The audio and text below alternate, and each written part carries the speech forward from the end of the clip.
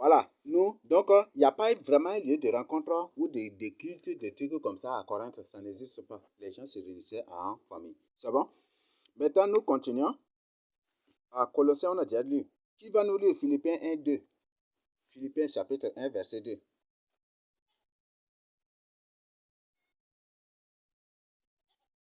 Ah, personne n'a trouvé. Philippiens 2, Philippiens 1, verset 2. 1, 2. Mhm, Que la grâce mhm, et la paix vous soient données de la part de Dieu notre Père mhm, et du Seigneur Jésus-Christ. mhm. Continue. C'est Philémon d'abord. Philémon 2, 1, 2. Philémon 2, 1, 2. Bon, ça peut parler aussi de l'église qui est dans la maison de tel. Donc, qui a trouvé?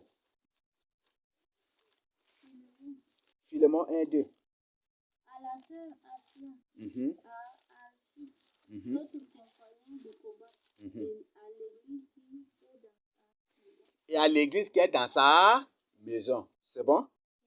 Je crois que c'est clair, n'est-ce pas? Par exemple, vous prenez 2 Jean 1 à 3. 2 Jean 1 à 3, on parle de Kyria et de Kyria et de ses enfants. C'est un culte familial, n'est-ce pas? Kyria, c'est une femme avec ses enfants. Donc, Kyria avec ses enfants, eux-mêmes font leur culte. Vous voyez ça? Vous voyez, c'est familial, n'est-ce pas? Kyria, c'est une femme et elle a des enfants et la lettre lui est destinée. Et ils faisaient leur culte en famille. En famille, ils faisaient leur culte.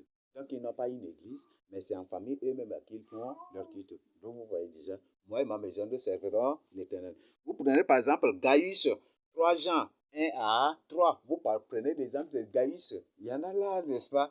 Gaius, il est là, seul même. La Bible n'a pas parlé de sa famille, mais certainement il a une famille. Mais lui-même, il fait le culte. Et il souvenait, il aidait les frères qui sortent en évangélisation. Lui-même, il contribuait à l'œuvre d'évangélisation. Et c'est ce que même le livre de 3 Jean nous dit aussi. Il soutenait l'œuvre d'évangélisation. Et quand il écoute que les gens partent en évangélisation, il les accueillait et puis il leur donne de quoi, et il s'occupait bien d'eux, et après il leur donne de quoi, fournissait de biens, des choses pour partir en évangélisation. C'est ce que Jean, l'apôtre Jean témoigne dans 3 Jean 1 à 3. Si vous lisez, vous allez trouver là. Ça va? Maintenant, qui va nous lire Acte 9, verset 31? Actes des apôtres, chapitre 9, verset 31. 31. Mm.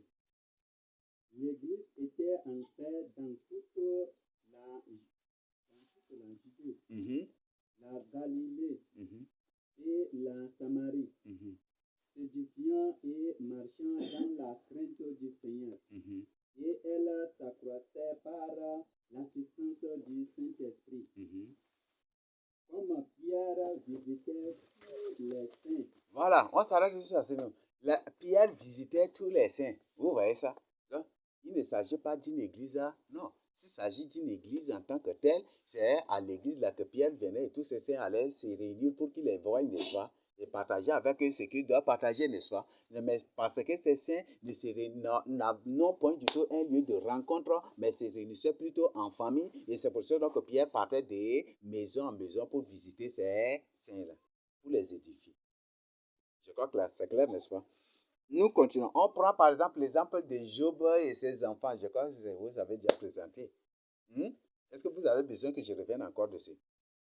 Job lui-même faisait son culte avec ses enfants. Chaque fois là, il ne se rassurait pas. Donc lui-même là, il offrait des sacrifices pour lui-même, pour ses enfants, des trucs comme ça. Job pour lui-même. Le culte, l'exemple même, c'est, on voit même le modèle même de Job avec ses enfants. C'est un culte de jamais. C'est un culte de jamais. Est-ce qu'il invitait d'autres personnes dans ça? Lui-même, il faisait avec ses enfants, n'est-ce pas?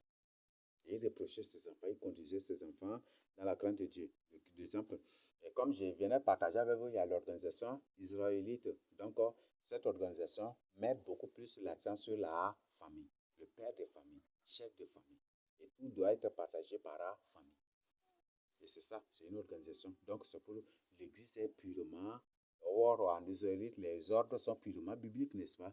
Les ordres sont purement divins. Donc, c'est l'ordre. Quand l'ordre vient de Dieu, le roi ou le sacrificateur. Bon, par exemple, avec Moïse, Moïse, il transmet aux chefs de tribu, les chefs de tribu appellent les chefs de famille pour partager avec eux. Et c'est ça ce qui s'est passé. Les chefs de famille maintenant qui mettaient l'accent sur ça, qui mettaient point. Et ce qui fait que quand les chefs de famille vivent dans la crainte de Dieu, tout Israël aussi vit dans la crainte de Dieu. Dès que les chefs de famille commencent par se corrompre, c'est tout Israël aussi qui se corrompt. Et c'est ça. C'est ça les trucs. Nous continuons. Nous avons Daniel avec ses compagnons. C'est ça, n'est-ce pas? Daniel faisait son culte seul. C'est ça, non? Quand on interdisait complètement, que voilà des trucs. Lui-même, il ouvre la porte de la fenêtre, il regardait vers Jérusalem et là, il priait. C'est ce que la Bible nous dit, n'est-ce pas? Donc, le culte individuel. Le culte individuel. Ses compagnons faisaient de même aussi. Donc, le Père, la Bible nous parle de culte individuel. Et quand l'affaire était dure, des trucs comme ça, ils se sont réunis.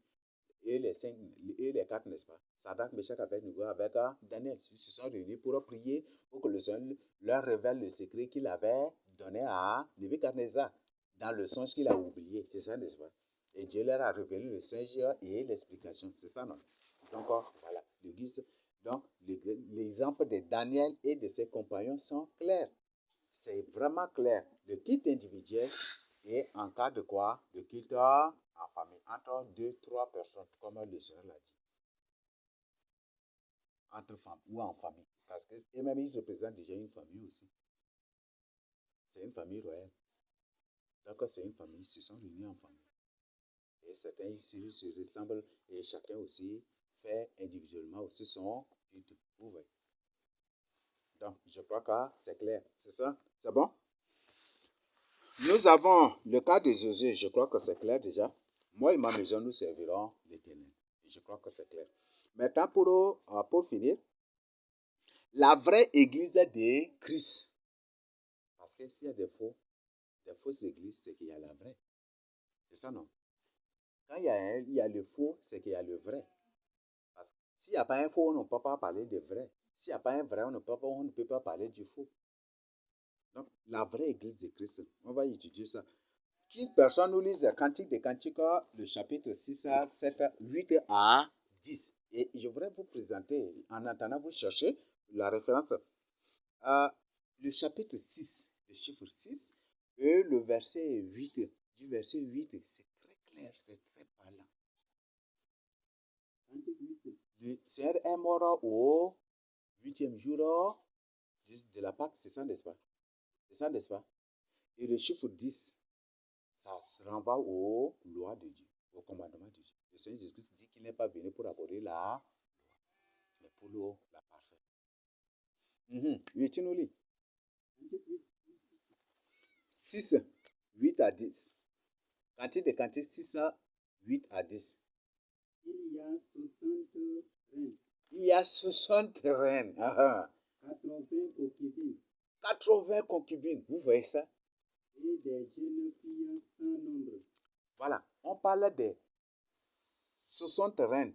Donc, il s'agit d'une église, il s'agit des églises reconnues par Dieu qui sont tombées. Parce que quand une reine, c'est déjà une femme, n'est-ce pas? Et quand on parle d'une femme dans la Bible, on parle d'une fausse église ou d'une fausse spiritualité. Donc, déjà, vous voyez déjà. Donc, les 60 sont des églises qui ont commencé avec le Seigneur, mais qui sont tous tombées. Et les concubines sont, vous voyez déjà, mais quand on parle de concubines, c'est pour renvoyer maintenant aux païens, des églises à païens. Vous voyez ça? On continue. Une seule est ma préférée. C'est ça, non? Tu continues. Ma parfaite. Ma parfaite. Elle est l'unique de sa mère. Elle est l'unique de sa mère. La préférée de celle qui lui donna le jour. Les jeunes filles la voient et la disent. Heureuse les reines et les concubines aussi. Et elle la loue. Qui est celle qui apparaît comme l'aurore, belle comme la lune, pure comme le soleil, mais terrible comme des troubles sous l'air bannière. Voilà. La Bible est très claire déjà à ce niveau. Quand on parle de la Elle est la préférée de sa mère, l'unique de sa mère. En d'autres termes, cette mère dont il est question, c'est Jérusalem. La vraie église de Christ, et comme on a déjà étudié, de Sion sortira la loi. Dans Isaïe 19, la Bible dit quoi? Au milieu de l'Égypte, au milieu du monde, au milieu de l'Afrique. Donc la vraie église de Christ se trouve là. La vraie église de Christ tire son origine là. Donc c'est une origine, c'est une église d'origine vraie juive. C'est une église qui est vraiment d'origine vraie israélite, purement noire. Là même la Bible nous présente aussi qu'elle est noire et elle est belle, des trucs comme ça. Bon, quand là, je ne vais pas expliquer certaines choses parce que là, je n'ai pas encore reçu la permission pour expliquer certaines choses là. Mais j'ai pris juste cette là. Mais comme il y a d'autres versets, la Bible s'explique aussi par la Bible là. Il y a des références qu'on va trouver ici. Matthieu 7, 13 à 14. Je ne vais pas entrer en profondeur de quantité, mais pour que vous compreniez là. Donc, il y a une seule qui est la préférée de Dieu. Vous voyez ça? Une seule église qui est aimée de Dieu. Toutes les choses, les autres sont fausses, mais une seule qui est reconnue. Et par la suite, le Seigneur dit, il y a beaucoup d'appelés, mais peu de lui. Vous voyez ça? Combien de lépreux sont venus, étaient impurs, des trucs que le Seigneur les a guéris, sont tous partis. Mais un seul est retourné pour rendre des actions de grâce à Dieu. Vous voyez ça? Il y a beaucoup de codes là dans la Bible. Oui, qui va nous lire ça? Matthieu 7, 13 à 14. Entrez par la porte étroite, car large est la porte, spacieux est le chemin qui mène à la perdition. Et il y en a beaucoup qui entrent par là, mais étroite est la porte, resserré le chemin qui mène à la vie, et il y en a peu qui les trouvent. Et il y en a peu qui les trouvent. C'est ça, non? Directement qu'une personne nous lise Matthieu 22, 14. Matthieu 22, 14. Non, doit dire. Car il y a beaucoup d'appelés, mais peu d'élus. Car il y a beaucoup d'appelés, mais peu d'élus. Le monde entier compte combien de chrétiens? Compte combien de croyants? Mais on a fait l'étude biblique la fois passée que 1 milliard seulement sera des vivants qui seront enlevés. 1 milliard de vivants qui seront enlevés. On a fait cette étude biblique, n'est-ce pas? 1000 milliers le servaient, c'est ça, n'est-ce pas? Et 10 000 millions, 10 000 millions, c'est ça, non? C'était devant le trône, c'est ça, n'est-ce pas? On a déjà fait cette étude biblique ensemble. Donc, il y a beaucoup d'appelés. Donc, pour dire, il y a beaucoup de croyants. Ces croyants-là, ils marchent sur le chemin spacieux, sur le chemin large. Comme ils le disent, catholique adida de dian kasuo yanka irari ayumbrauro maraboguto de kinyanka d'interdit no goto. C'est pour ça que vous voyez que beaucoup de gens se déversent dans le catholicisme. Parce que dans le catholicisme, l'alcool n'est pas condamné. La vie de désordre n'est pas condamnée. Consulter les marabouts n'est pas condamné. Consulter les féticheurs n'est pas condamné. Adorer les idoles n'est pas condamné. Adorer Marie n'est pas condamné. Mener vie de désordre n'est pas condamné. Même la prostitution n'est pas condamnée. La masturbation, ce n'est pas condamné. J'ai reçu le témoignage des catholiques auxquels les prêtres leur ont autorisé, même ordonné de se masturber, des trucs comme ça, les flirts, que c'est normal de faire cela pour se libérer. Même il y a certains qui ont partagé avec moi que leur prêtre leur dit qu'avant le mariage, ils doivent se connaître d'abord. Il faut connaître d'abord la fille avant de la marier. Donc, bonheur à la fornication. C'est ça, n'est-ce pas? Donc, dans ces églises-là, tout est permis. Dans beaucoup d'églises maintenant, le copinage est permis. Partout, les désordres sont permis. Dans ces églises-là, la sorcellerie est permise. Là, les désordres, tous les désordres là sont permis. Donc, ça, c'est le chemin spacieux. Ça continue en enfer. Dans ces églises-là, boire là, ce n'est pas condamné, hein, c'est permis. On dit, c'est pas la grâce qu'on est sauvé, Ce n'est pas par les œuvres. C'est pas Par la grâce qu'on est sauvé, mais pas par les œuvres. Donc, bonheur à l'alcool ou aux vies de désordre, c'est ça, n'est-ce pas? Mais le Seigneur, c'est que chacun doit avoir en tête, c'est que chacun doit connaître, comprendre, c'est que le Seigneur a dit dans Hébreux 12, 14 que sans la sanctification, nul ne verra le Seigneur. Et dans 1 Thessaloniciens 4, le Seigneur dit, ce n'est pas l'impudicité que Dieu nous a appelés. Ce verset, bon, c'est vraiment capital. vais m'excuser, je dois dire cela. Ce n'est pas l'impudicité ni au désordre que Dieu nous a appelés, mais c'est à la sanctification. Et Thessaloniciens 4, verset 3. Ce que Dieu veut, c'est votre sanctification, c'est que vous vous abstenez de l'impudicité. C'est que chacun de vous cherche posséder son corps dans la sainteté et l'honnêteté, sans vous livrer à une convoitise passionnée, comme font les païens qui ne connaissent pas Dieu. C'est que personne n'use envers son frère de fraude et de cupidité dans les affaires, parce que le Seigneur tire vengeance de toutes ces choses, comme nous l'avons déjà dit et attesté. Car Dieu ne nous a pas appelés à l'impurité, mais à la sanctification. Donc Dieu nous a appelés à la sanctification. Dieu nous a point du tout appelés au désordre. Dieu nous a point du tout appelés à boire l'alcool, à commettre des vies de désordre. Ce n'est pas du tout à cela. Dans ces églises-là, dans ces églises catholiques, dans ces églises, les trucs, même, il y a des sorciers qu'on a chassés même, hein, quand ces sorciers partent dans ces églises, les gens étaient très contents. Ils ont dansé de joie. Or, c'est le Seigneur lui-même qui nous a ordonné de les chasser. Il y a des démons même qu'on a chassés, que le Seigneur nous a révélé, le Seigneur nous a ordonné de les chasser, des démons.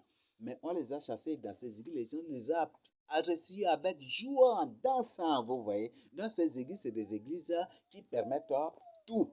Ils permettent tout, sauf Dieu. Sauf Dieu qui ne permet pas qui ne permet pas là. Mais tout est permis, sauf Dieu.